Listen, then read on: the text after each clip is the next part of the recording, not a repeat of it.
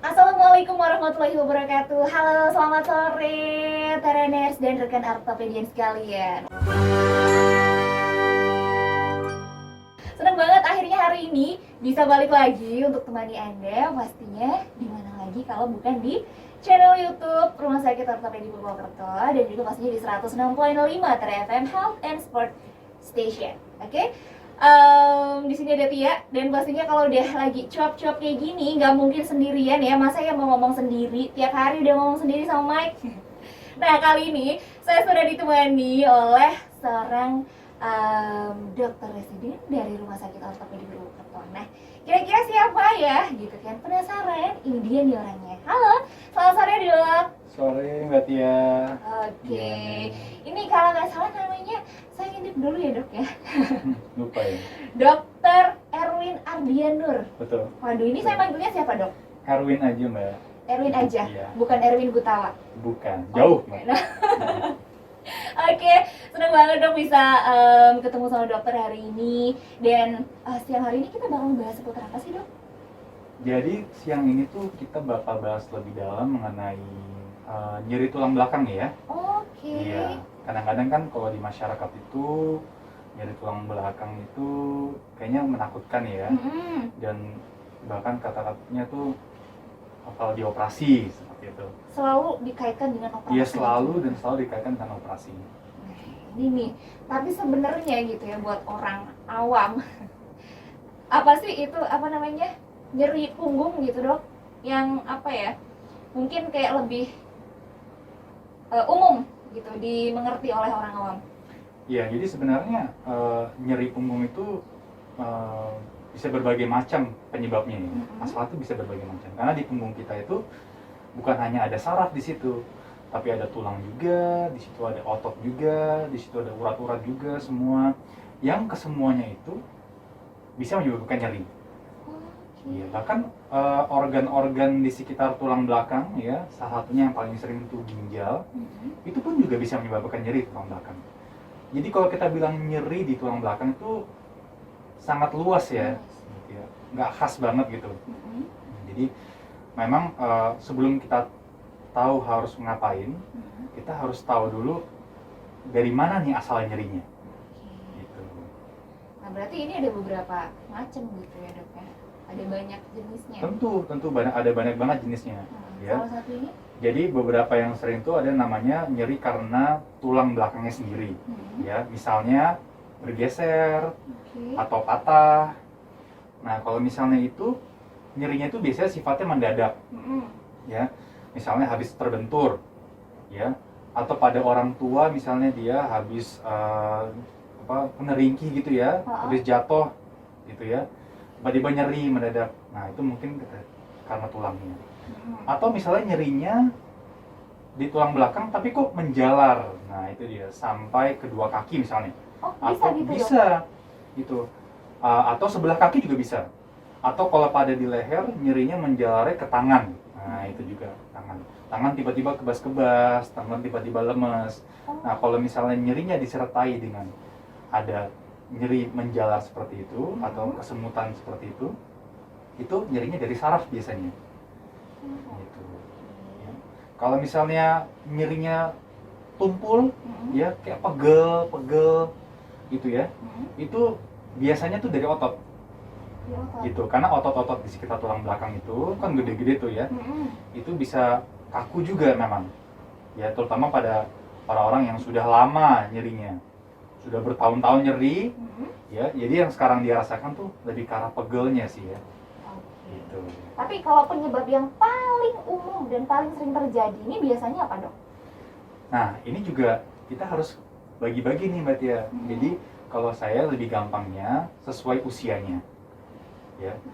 Kalau pada anak atau remaja itu memang paling sering itu adalah cedera trauma ya, maksudnya terbentur. Entah itu mungkin habis jatuh atau kecelakaan, kalau pada yang lebih muda, lebih dewasa lagi, mungkin dewasa muda ya, atau yang seumuran mungkin 20-30 tahun tuh masih ada risiko kena yang namanya saraf kejepit. Tapi itu pun saraf kejepitnya biasanya habis angkat berat ya, atau habis salah posisi ya, salah posisi angkat berat gitu segala macam, atau habis olahraga, nah itu masih mungkin kena saraf kejepit.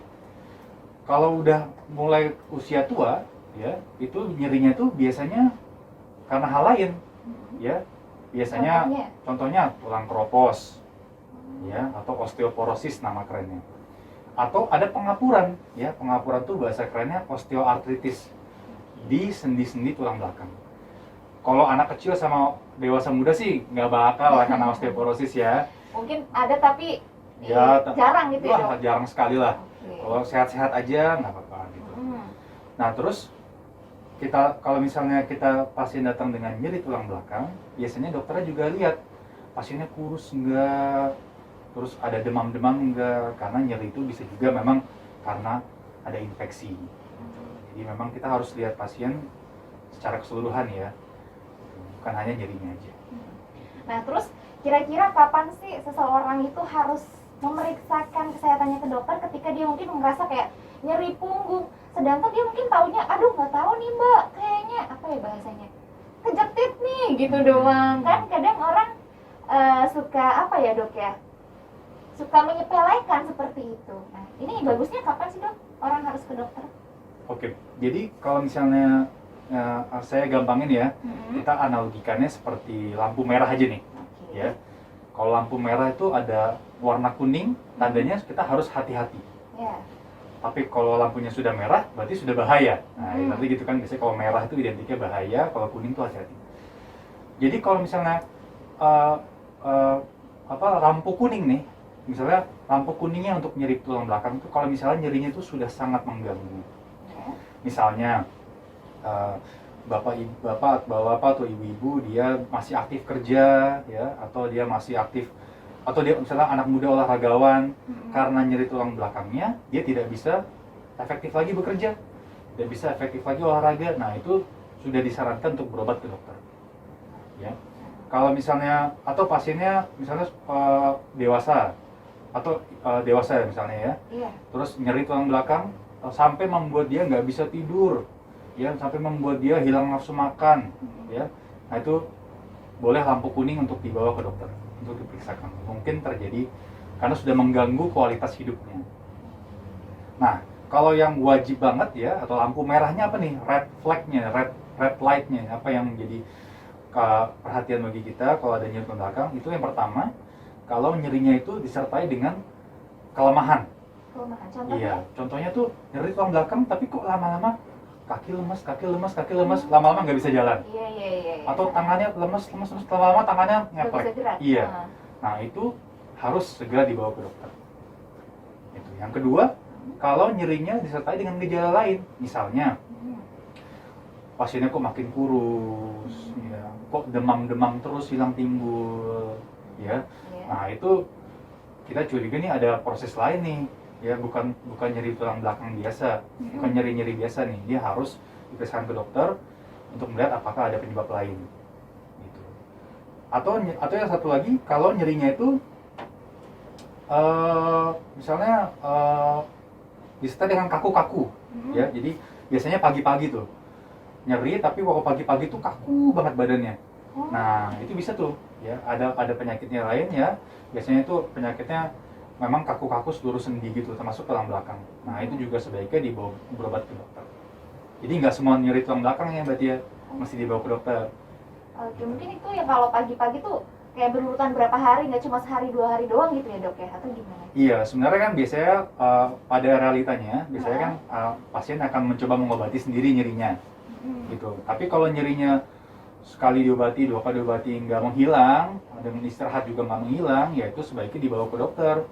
Karena memang mungkin ada terapi lain yang harus diberikan ke pasien selain terapi yang biasa diberikan di rumah. Oke, nah ngomongin soal terapi, kadang kan dari judul kita aja nih siang hari ini gitu ya, nyeri tulang belakang haruskah selalu berakhir di operasi? Kan mungkin ada jalan lain ya dok, nggak harus selalu berakhir operasi nih ya. Nah buat teman-teman yang pada penasaran, mau tanya boleh silakan aja tanya, bisa langsung tanya di live Instagram RSOP. Langsung aja buat yang belum follow Instagramnya bisa di follow sekarang juga @rsortopedipwt. Tapi dok, pertanyaan yang ini dijawab nanti aja karena kita bakal lanjut ke Asik. Nah, buat teman-teman jangan lupa juga yang belum subscribe YouTube channel Era Satu bisa di subscribe sekarang juga. Jangan lupa tadi follow juga Instagramnya. Nah, buat yang mau tanya-tanya gitu kan, lagi lagi pandemik seperti ini gitu ya, mau ke rumah sakit agak mikir-mikir lagi nih dong kalau iya, cuma mau benar, buat ya. konsultasi. Nah, RSOP ini membuka pelayanan konsultasi online. Caranya gimana? Langsung aja kunjungi website kita di konsultasi.rsop.co.id. Nah, pokoknya di sini udah langsung gampang tuh. Nanti diarahkan juga ke WhatsApp, jadi tinggal chat aja, terus nanti bisa kayak video call gitu dong. Jadi Canggih ya. memudahkan pasien untuk berkonsultasi seperti itu.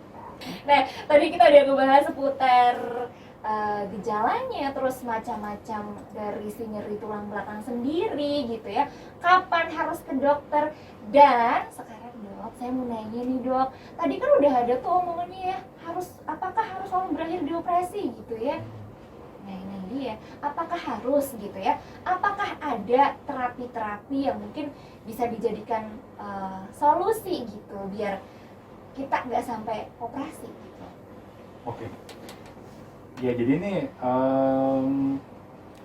pertanyaannya sebenarnya cukup sulit ya, karena kita harus ngapain itu, apakah perlu dioperasi atau tidak, itu benar-benar tergantung dari apa penyebab nyeri tulang belakangnya gitu. Jadi kalau misalnya nyerinya itu memang karena katakanlah infeksi, atau mungkin pada kasus yang berat mungkin tumor bisa aja tuh, ya itu salah satu jalannya adalah operasi. Ya. Tapi kalau misalnya nyerinya misalnya karena saraf kejepit, atau karena misalnya pada orang tua yang dia nyerinya karena osteoporosis, tulangnya misalnya rapuh ya, atau pengapuran sendi, itu memang masih ada porsinya untuk kita lakukan terapi, katakanlah namanya konservatif gitu. Jadi non operasi ya, terapi non operasi. Salah satunya apa? Yang pertama, tulang belakang itu dibungkus oleh otot. Jadi kalau misalnya tulang belakangnya itu mau lebih baik ya kondisinya, itu otot-otot yang melingkupinya itu harus kuat katanya. Jadi harus dilatih ya. Jadi dulu tuh programnya itu adalah namanya menguatkan otot-otot perut dan lower back ya, perut dan punggung bawah. Gimana caranya? Ya sit up, pada orang mungkin lebih efektif pada orang muda ya. Iya, sit up, push up begitu itu lebih bagus ya. Atau kalau nggak bisa sit up, push up, misalnya udah nggak bisa dok, saya udah tua misalnya gitu, udah nggak bisa saya sit up, push up. Kalau gitu turunkan berat badannya. Nah itu, jadi terlalu banyak lemak di area abdomen, area perut itu akan membebani tulang belakang. Oh, gitu ya dok? Iya, jadi terutama di depan nih ya. Kan tulang belakang tuh bentuknya kan nggak lurus ya, nggak bengkok ya. Nah di bengkok di bagian kurvnya itu, yang bengkoknya itu kan depannya itu adalah perut, depan lemak kan perut. Kalau lemaknya banyak tentunya semakin bebannya makin besar, gitu ya. Jadi kita selalu edukasi ke pasien-pasien yang memang nyeri-nyeri tulang belakang, terutama nyerinya yang nggak terlalu parah ya, yang nggak terlalu parah, yang nyeri-nyeri pegal-pegal aja, apalagi sudah usia lanjut, usia tua, dewasa sampai tua lah, itu kalau nggak mau dioperasi, berat badan mesti turun. Paling ideal gitu ya dok ya? Iya paling nggak ideal ya, sesuai sama tinggi badan lah. Kalau memang nanti pada beberapa kasus ya, maksudnya yang mungkin kadang-kadang tuh orang suka bilang tulang belakangnya geser ya. Ada tuh yang tulang belakangnya geser. Biasanya tulang belakangnya geser itu karena bantalan sendinya ya, yang diantara tulang belakang tuh sudah nggak bagus ya. Biasanya memang karena usia juga ya, jadi dia geser.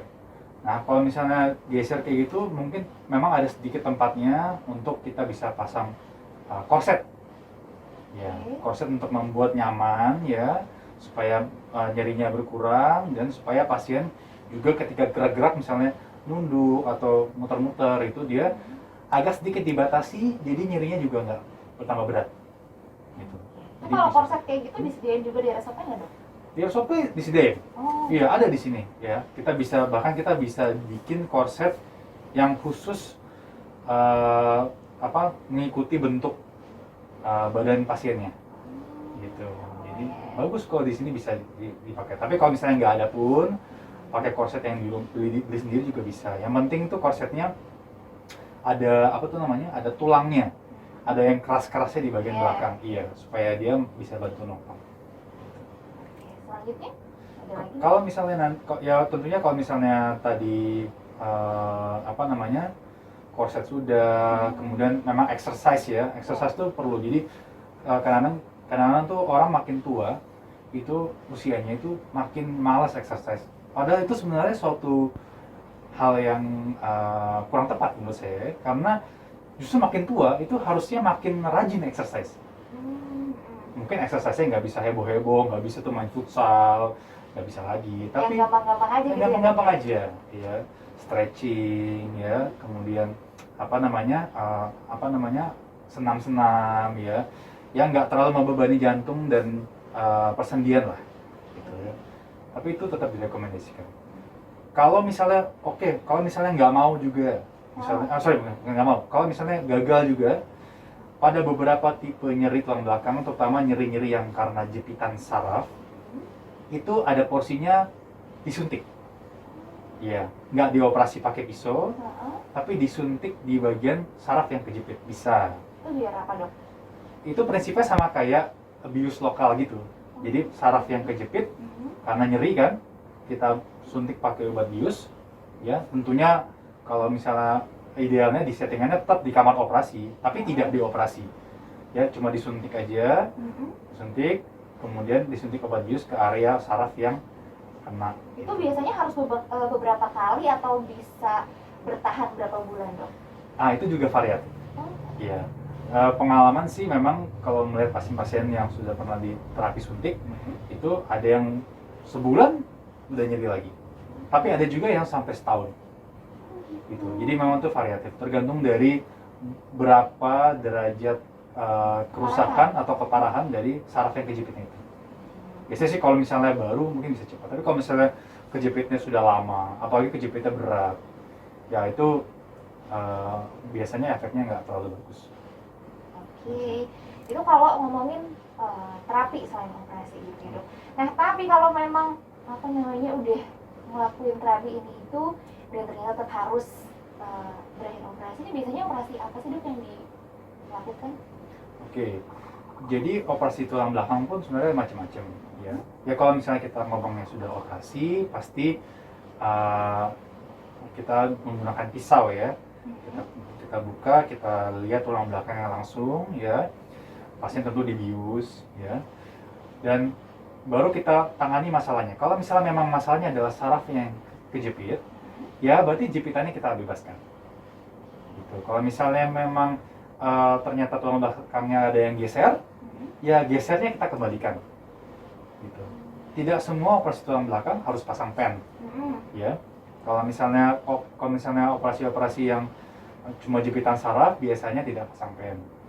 Ya. Kalau operasi yang kalau misalnya pasien yang kena misalnya tulang belakangnya geser atau tulang belakangnya patah, ya biasanya perlu pasang pen. Gitu. Tapi nggak usah takut kok. Kita juga pilih-pilih pasien gitu, Mbak Daya. Jadi nggak semua pasien kita operasi. Kalau pasiennya misalnya sudah tua, ya tentunya kalau misalnya kita operasi sama tidak operasi, ya mungkin hasilnya nggak terlalu berbeda jauh. Kita pasti akan mengarahkan pasiennya untuk tidak dioperasi, gitu. Karena operasi itu adalah suatu keputusan yang besar dan tentunya buat pasien juga resikonya besar. Jadi selalu dikasih tindakan yang terbaik gitu ya, Dok? Tentu, dikasih yang terbaik. Tapi kalau misalnya terbaiknya operasi, ya pasiennya harus menerima gitu. Jadi kan ada misalnya sudah nyeri bertahun-tahun nggak sembuh-sembuh, sudah disuntik, sudah dikasih ini olahraga udah masih juga nggak nyeri, masih juga nyeri.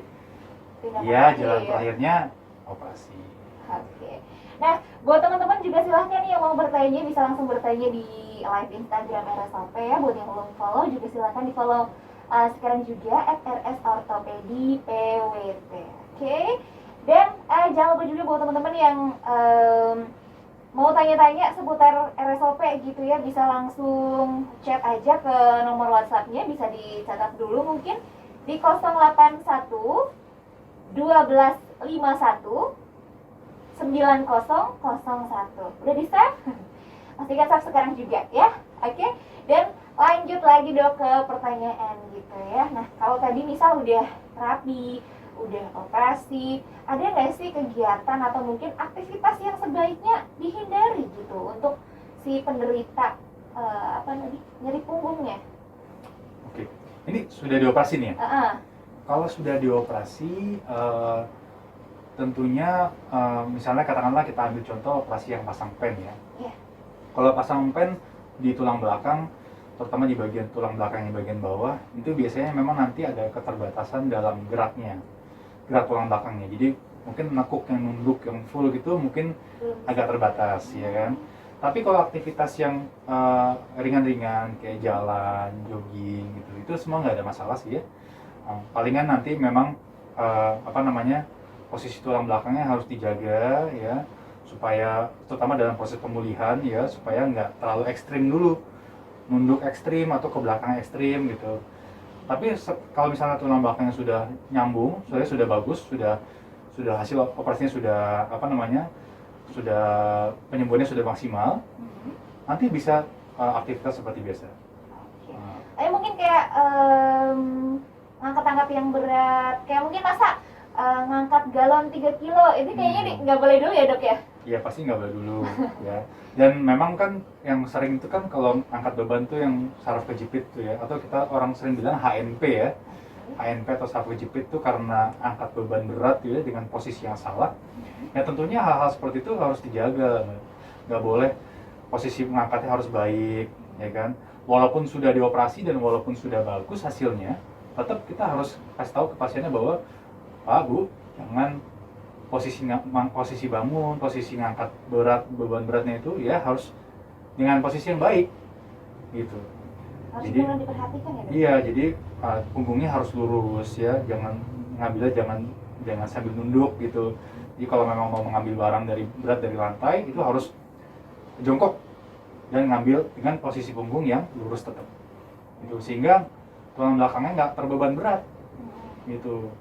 Nah mungkin ini juga berlaku buat orang-orang yang normal juga sebenarnya ya dok ya? Tentu, betul. Ini berlaku buat kita semua. Tips ya dok, ini sebuah tips nih. Buat tips ya, buat saya, buat Mbak juga ya.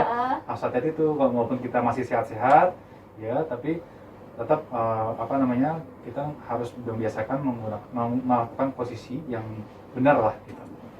Kalau enggak ntar lama-lama bisa jadi kena juga. Jadi harus hati-hati. Biasanya efek apa aja sih dok yang dialami oleh seseorang yang mungkin habis operasi nyeri tulang belakang? Itu biasanya efeknya apa aja dok? Ya tentunya paling mungkin adalah ya nyeri setelah operasi karena nyeri akibat sayatan ya kan, kita kan mau nggak mau pakai pisau, jadi disayat, ada luka bekas operasi yang mungkin ketika setelah operasi itu akan nyeri sedikit. Tapi kan nanti kita akan kasih obat nyeri dan itu nyerinya nggak akan bertahan lama. Kalau lukanya sudah kering nanti akan sembuh, nggak akan nyeri lagi gitu. Dan kita harapkan ya setelah operasi nyeri yang tulang belakang tadi ya sudah nggak ada gitu. Kalau misalnya nyeri karena saraf kejepit, kita operasi sarafnya kejepit, ya setelah operasi sarafnya sudah tidak kejepit lagi, jadi otomatis tidak nyeri lagi. Jadi paling nyerinya ya nyeri karena bekas luka operasinya aja. Mungkin ada makanan yang harus dihindari atau hal-hal lain? Sebenarnya enggak lah ya, nggak ada makanan khusus, cuman itu tadi saya bilang turunkan berat badan, rajin exercise, ya, stretching itu sebelum dan setelah operasi sangat direkomendasikan untuk dikerjakan. Jadi kalau misalnya ada pasien yang gemuk misalnya, terus kita sudah operasi tulang belakangnya, hasil dari operasinya akan jauh lebih baik kalau pasiennya berat badan turun gitu. Jadi yang namanya terapi konservatif atau terapi non operasi itu walaupun sudah dioperasi pun sangat dianjurkan untuk dikerjakan. Jadi pasien hasil operasinya tuh juga lebih bagus gitu. Oke, satu lagi dok, mungkin ada pesan-pesan yang belum disampaikan gitu, mungkin pesan-pesan untuk sahabat rekan ortopedis sekalian juga gitu seputar kesehatan atau seputar pandemik nih. Pandemik iya. Ya. Mungkin ada pesan-pesan? Oke. Jadi mungkin agak sedikit terkait sama topik kita kali ini, tapi untuk ortopedi, ilmu ortopedi secara keseluruhan, mungkin buat pasien-pasien di rumah ya, bapak ibu, mas mbak di rumah, untuk jangan takut berobat karena takut operasi. Ya, jadi kita pasti di dokter punya penilaian tersendiri untuk menilai yang mana yang cocok operasi, yang mana yang enggak. Ya, jadi jangan takut bahwa kalau ke dokter nanti pasti disuruh operasi, enggak gitu. Kita pasti akan pertimbangkan. Kalau nggak perlu operasi, kita tidak akan operasi. Tapi kalau perlu operasi, kita akan ajak untuk operasi. Kalaupun bapak ibu nggak mau, nanti kita akan pertimbangkan terapi lain untuk mengobati penyakitnya. Gitu. Jadi nggak usah takut. Ya, apalagi kan sekarang katanya operasi tulang belakang itu kalau nyeri tulang belakang dioperasi efeknya lumpuh. Wah. Ya kan serem tuh kan. Udah takut duluan ya, Dok? Takut duluan ya kan. Jangan takut kayak gitu, jangan takut seperti itu ya. Itu semua adalah bagian dari penilaian kita nanti ketika pasiennya datang berobat gitu. Apakah ini mungkin atau tidak dioperasi gitu. Dan apalagi nih terkait zaman pandemi tadi nih mbak ya, ya mungkin bisa mungkin sekarang karena pandemi bisa agak berkurang kali ya, mungkin lebih takut ke rumah sakit karena pandeminya ya. Jadi mungkin tadi pesan saya yang sebelumnya tadi telah disampaikan, kalau misalnya nyerinya hebat banget atau nyerinya disertai dengan kelemahan, kelumpuhan, ya itu sih harus berobat. Tapi mungkin kalau nyerinya sedikit ya, apalagi nyerinya sudah lama, ya bisa dikasih obat nyeri dulu. Tapi kalau nggak membaik pun ya silahkan ke rumah sakit, nanti kita akan tangani lebih lanjut. Oke, terima kasih Dokter Erwin untuk sharing ilmunya hari ini. Nih, intinya buat teman-teman nih jangan takut-takut ya buat ketemu dokter konsultasi, karena nggak selalu kok disarankan untuk operasi gitu. Karena yang namanya dokter pastinya akan berusaha memberikan yang terbaik, nggak akan menjerumuskan ya dok ya. Insya Allah. Betul, makanya kalau pengen konsultasi dulu gitu ya, aduh Tia belum berani nih datang ke rumah sakit karena kok pasien COVID lagi meningkat gitu, takut keluar rumah. Bisa konsultasi online dulu via website kami, bisa kunjungi aja konsultasi.rsop.co.id atau bisa juga chat ke customer care kami di 081 1251 9001. Jangan lupa di save nomornya.